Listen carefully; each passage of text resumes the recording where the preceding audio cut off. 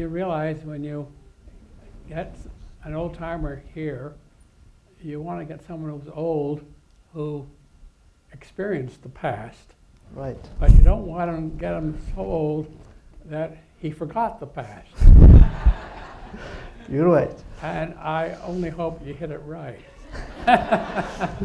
I'm sure we did, actually. And to start with the beginning, and just some bio, you were quite a nice little boy here, born in Canada.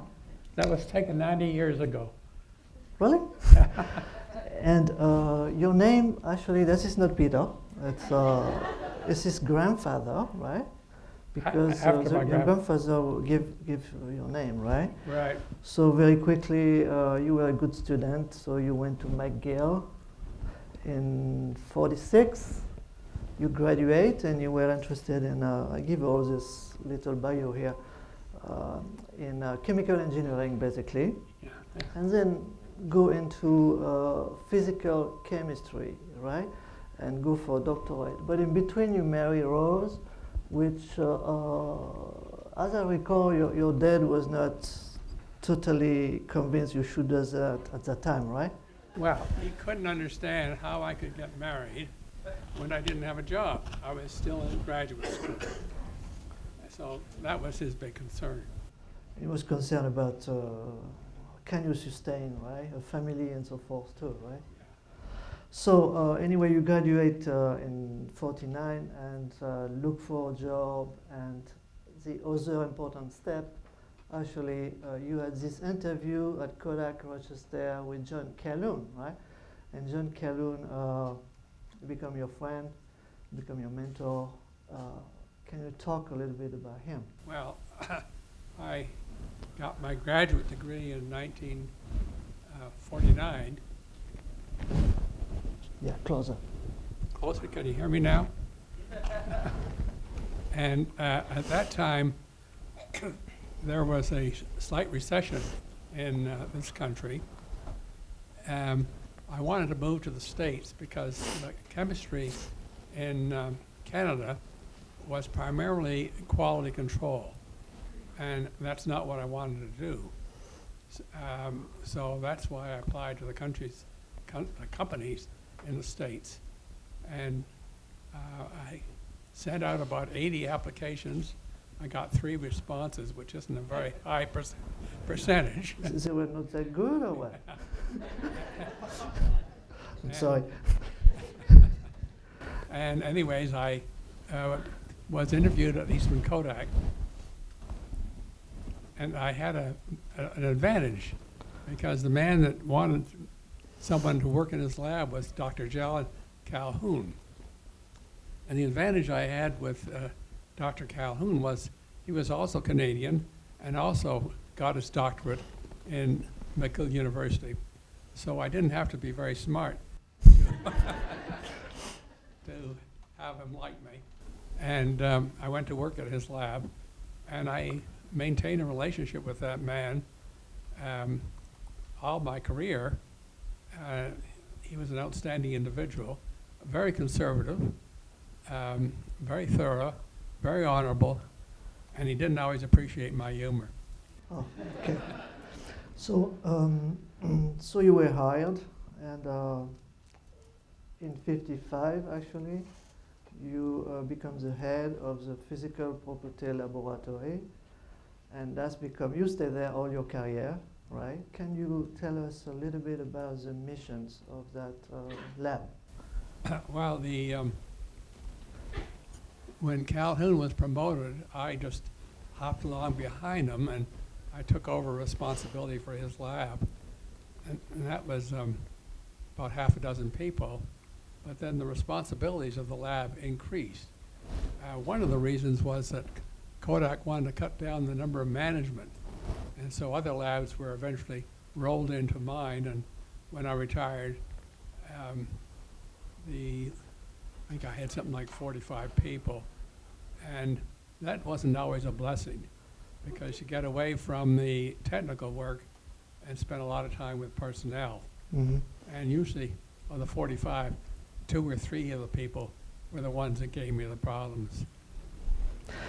So you follow all this transition from nitrate to acetate to polyesters that Fernanda and other speakers have talked about, and your role was to test most of the physical property, to try to develop what is the best base for this product and so forth, right? Yeah, well, we were very much involved in the change in the plastics that were used, and Fernando gave a very good description of what happened over the years. When I started at Kodak, they were still manufacturing cellulose nitrate, and you can wonder why would Kodak produce a film on such a highly flammable material, and that was a real problem for Kodak, and they worked very, very hard to try to get rid of cellulose nitrate. And reference was made earlier this morning to the disastrous fire in the Cleveland Clinic in 1929. And that was when their X-ray storage went up in flames. And in fact, my brother-in-law studied at the Cleveland Clinic about 25 years later, and the man that he worked under, a physician, was suffering very badly from smoke inhalation from that disastrous fire. And there was another disastrous fire at the National Archives. You would think the National Archives wouldn't have fires, but they did. And this was their aerial film, which went up in flames. And then at the George Eastman House, their collection went up in flames. Fortunately, the film storage area was not attached to the main mansion, which is very important to some people. Yeah. Yeah, but by the way, changed name now. It's not the George Eastman House, it's the George Eastman Museum. So, you, as Fernanda, I think, said, you wrote something like 80 papers in your career, and you told me that a few are good, right? So we will try to pinpoint those. And the first work that I would like to underscore here, it's Brittonell's test, because I think it's very revealing of you looking for the right testing, but also the simplest, the most elegant solution to a problem that can be complicated, right? Yeah, well, this is when I started work for Calhoun, and one of the first assignments I had was to investigate why some photographic films are brittle. And this certainly became a high priority when the manager of film manufacturer was skiing in the cold and his film broke. And that immediately gave that property very high priority. And the first thing when you want to investigate a property is you have to learn how to measure it. And the way they were measuring brittleness at that time at Kodak was really very poor. And so this wedge brittleness test was one that I worked on and developed. And it proved to be very good. It's very, very simple, which is one of the advantages of a nice test.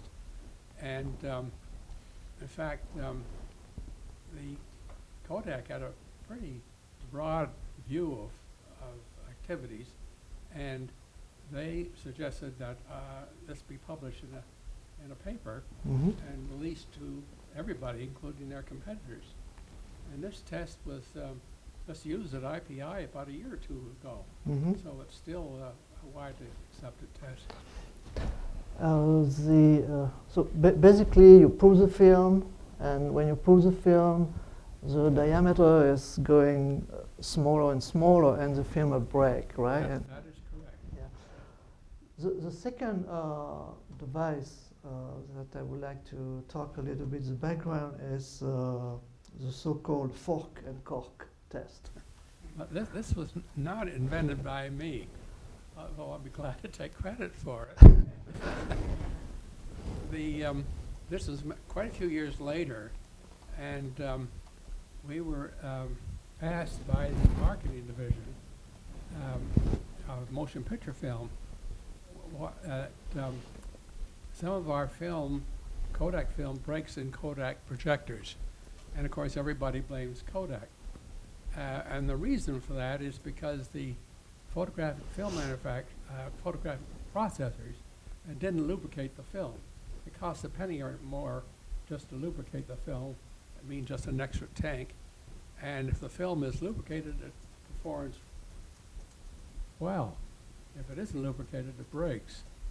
And so the marketing organization wants to have a simple test that they can take to their users to show whether a film is lubricated or not lubricated. This assignment was given to a man who worked in my group named Jack Carroll, who is a very, very bright and innovative guy.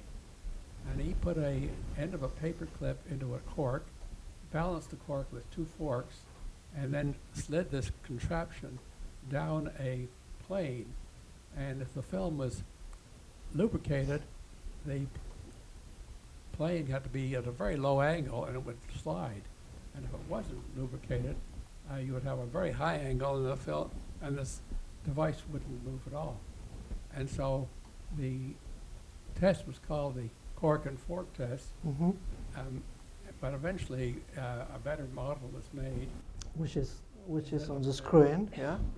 And it could be made very, very inexpensively and was given out to a lot of the consumers Mm-hmm. of Kodak film. And so we were heroes as far as the marketing division was concerned. We Yeah. didn't always remain heroes. Yeah, we will come to that. Actually, we even use this test, as you remember, to test magnetic tapes, right? That is correct. The more sticky, the angle need to be greater. So the other paper was quite good. You are not the only one to think that. It's a paper you published in 1970, and so I would like, Andrew Willem actually, in 2012, I saw that quote here. He talked about a small graph on page 4, clearly showing what was possible to stabilize and to preserve dyes, color dye. Could you talk about that? Well, this was around 1969 or so. This was in Calhoun, was technical assistant to the general manager of Kodak Park, which was a big job, and I had responsibility for his whole lab. And the motion picture archivist from the National Archives came to Kodak and said we would like a paper on just how stable are Kodak dyes, because there's a lot of information going around that was conflicting.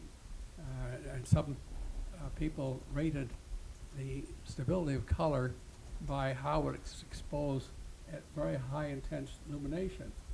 And very few people store their film under high intensity illumination. And so the gentleman from the archives wanted a Kodak paper. So Calhoun called in Lloyd West, Dr. Lloyd West, Dr. Lauren Graham, and myself to prepare a paper. This was not anything that we had an option of doing. And I didn't know either of these gentlemen before. Their labs were about a mile from where my lab was. Kodak Park was a tremendously big place with hundreds of buildings, so it's not surprising that I didn't know them. And I never became what I would call a close friend of either of these gentlemen. They were older than I, quite conservative, but we managed to get along rather well. And we wrote this particular paper, and Graham was an expert in motion picture film and knew all about making separation negatives and separation positives and how you get a final color print. Lloyd West had a color lab where he tested various dyes at different temperatures, and my responsibility was on the physical behavior of motion picture film. And the critical graph that which is right there on the screen, was showing how dye stability is very dependent upon the temperature. And that is the Right. So the management was not happy, I understand, about the result because at 70 Fahrenheit, after 10 years, the dye were faded, right? well, yeah. This So- is well. We backing up a little. The three of us debated a long time what do we do with this information, and do we want to recommend to the consumer to store their film in a freezer? And this isn't very, very conducive if you want to go and look at your film to run down to the freezer to look at your film. But for big institutions, maybe it's a possibility. So we, in this paper, we gave several ways of doing it. We didn't recommend any. After the, and you mentioned that after the paper was written, and the marketing organization looked at it, and they wanted to stop it. They didn't like the paper at all, because what it indicated was that Kodak film fades, which most consumers knew, but the marketing organization didn't want to admit to it. And Calhoun indicated that facts are facts, and they should be released, and the paper was released. It shows. So once the paper was published, Alan Goodrich, who was the chief archivist at the John F. Kennedy Library, which was just being built south of Boston at the time, and he said that's a good approach, and he instituted cold storage in the Kennedy Library, which was great. And once he set the pattern, then other institutions did the same thing. The National Archives, the Library of Congress, the National Geographic, and of course the Hollywood studios went to cold storage because keeping their motion picture film is economically advantageous because they release these films over again. Fantasia, Wizard of Oz, these films were Gone with the Wind. yeah. And so they were very happy to put in cold storage, and they were pleased with the work that was done. But the other thing that was new here is you had a test, and that's created a kind of competitive environment between all the company, and as a result, also the dye stability did improve, right, somewhat, because you could measure this. So the next thing I would like that we talk, it's the Polaroid Kodak lawsuit, because in '76 Kodak launched the color instant product, and the same year, of course, Polaroid sued Kodak, and you had to go and did your spiel and tell us about this. You know, I don't think this isn't a high point in my technical career, but it was an experience which I wouldn't want to do again. There's a little bit of history here. At one point, Kodak was a supplier to Polaroid Materials, and the head of Polaroid was Dr. Edwin Land, who was not the easiest man in the world to deal with, and the head of Kodak was Dr. Lou Eilers, who also was not the easiest man to deal with, and the fact that the two of them didn't like each other was no surprise. And I, of course, was never privy to their private conversations, but the net result was that Polaroid went elsewhere to make their components for their peel-apart film. And then Polaroid came out with their peel-apart color film. And Eilers at Kodak made a disastrous decision. He decided to go head-on-head in competition with the Polaroid product. And Polaroid had the field pretty well covered with patents. And so the Kodak scientists worked very, very diligently and for a very long time getting around, or we thought we got around, the Kodak patents. And then they came up with their own product, which I thought was pretty good. And the manufacturing of it was just a marvel. The package is quite complicated, and you go in there and there's only one or two people running a very, very complicated plant because everything is done automatically. But anyways, Kodak came out with their product, and no sooner did they did that Polaroid sued Kodak. So is that true that you said to Dr. Land that on the matter of polyester base, he didn't know what he was talking about? Well, this is there was one patent that dealt with film support, which is appropriate for this particular conference, and that was the patent that Land had, which utilized polyester as the film support. And Kodak asked me to be the rebuttal to this particular patent, and there really were two reasons. One was that I was not involved in the establishment of this product, so they couldn't ask me questions about how we went about our work, because I just didn't know. And the other was because of my experience at film-based. And our position was there were only two supports you could use, triacetate or polyester, and you do have the film wet during the photographic processing. You break apart and the chemicals come out and eventually it dries.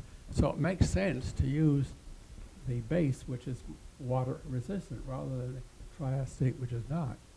So if you only have two supports, and one is water resistant, one isn't, you don't have to be a genius to pick the right one. Okay. He was probably not happy about that, right? Well, it was also very interesting, since it gets a little aside, that I attended the trial. It was in Boston, and the first day of the trial, Dr. Land came in, and this is all, there was no jury, it was just the judge. And the Polaroid attorney said to Land, "Could you tell us about the honors that you received?" And Land was a world-famous scientist and had many honors, so Land started to recite his honors, and the judge said, well, we have all this written down, why do we have to go through it again? And the Polaroid attorney said, well, can I just ask Dr. Land one question? So the judge said, yes, go ahead. So he said, Dr. Land, tell me, which of the many honors you got is the one that you thought was the most important to you? And Dr. Land looked up at the ceiling, he looked down the floor, and this was a terrible, terrible, difficult decision the poor man made. You had too many. And finally, after 5 minutes, he finally came up with some particular medal of some kind. Yeah. So I put some picture here because you were not always working, right, with your colleague, and this is about the fishing trip in Canada. That was quite a project. You produced those diary there, and unfortunately we don't have to go into the detail, but everything was planned very, very, very. Well, we're now getting away from science. Then we're coming back. We're coming back. So you spent 25 years working for the Standard, and the Standard was also you are a facilitator, Peter. So you were a very important person in the standard organization. On this picture, there is a lot of names that everybody knows here. Well, yeah. And In the second row, over to the left is Klaus Hendricks, right, and over to the right is Peter. there is Henry Williams, there is Krauss, there is David Cooper. You remember a lot, Jim right? So this was a fairly, it wasn't a shabby group. No. And that was 86. And so in 86, there is another event.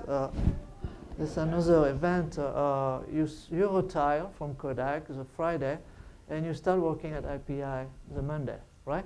That is correct. Because you didn't want to go grocery shopping all the time, right? Well, I retired on a Friday, and I went to IPI on the Monday. Right. And that was the original team of IPI there. That was the total Yeah. employment. Right. So you met Jim Riley, and of course, Jim had a vision, and you were really complementary, and you had all this technical knowledge and backgrounds that you brought in the lab, and film study became really the cornerstone of what IPI was doing. And this is another paper that it was considered to be good by Peter. It was, can you talk about what is essential in this paper? Well, there's a little background here too. Do I have time for background? We have a few minutes. Go ahead. Right? When I first went to work for IPI, all I wanted was a telephone and a desk to continue my standards work. And Jim thought it would be a good idea if I submitted an application, a grant application to the National Endowment for the Humanities to do a thorough study of the stability of the various film supports.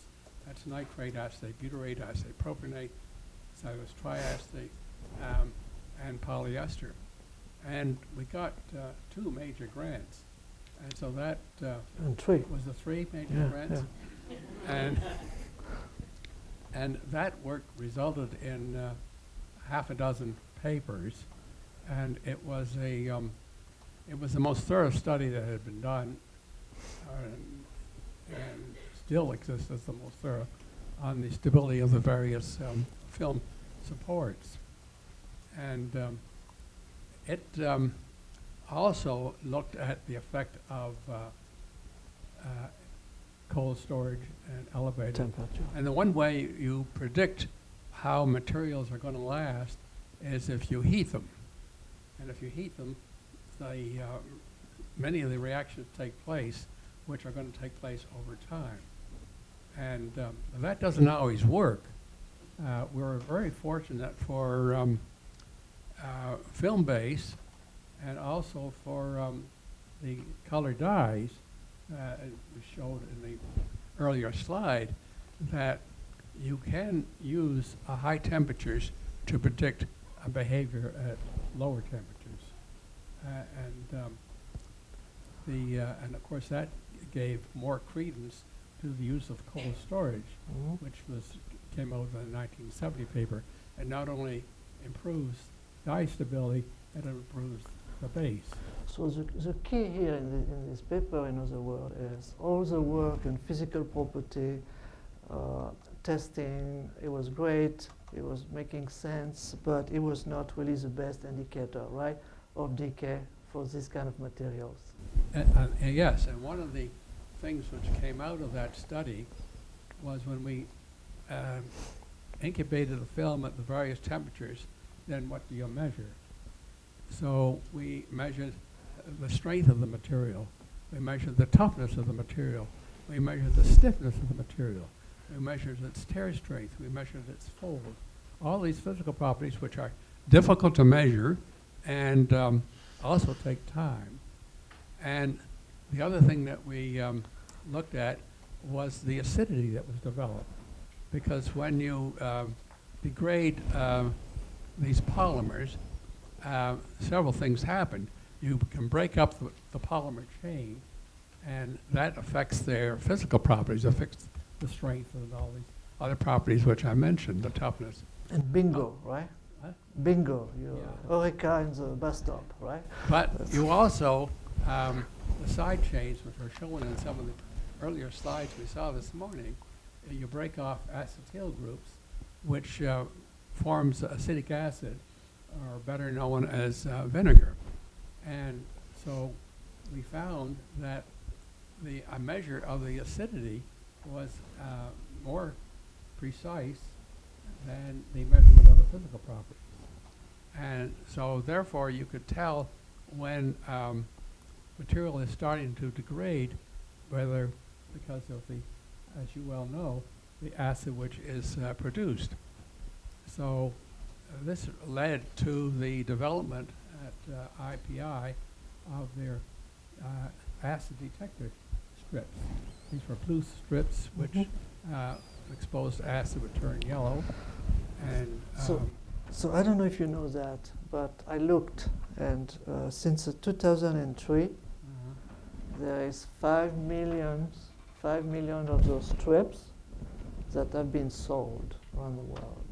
So this is at least 5 million items, and it means way more collections that have benefited from that work. yeah, and Monique here and Doug Nishimura and Jim Riley received an award from the Academy Award. Yeah, Monique is here. Monique Fisher is here. So Peter, that's you. There is 40 years apart between those two pictures. So you're all pretty good. And it's not very long ago, this picture. So Jim Riley will retire at the end of the year.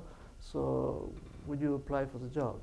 I would like think about it, because I've given it serious consideration, and I've made a decision. I would, okay, I don't know what you say, because you have been a mentor for everybody at IPI and outside. So it has been wonderful. Thank you for everything. And thanks to Sarah also for being here. Here.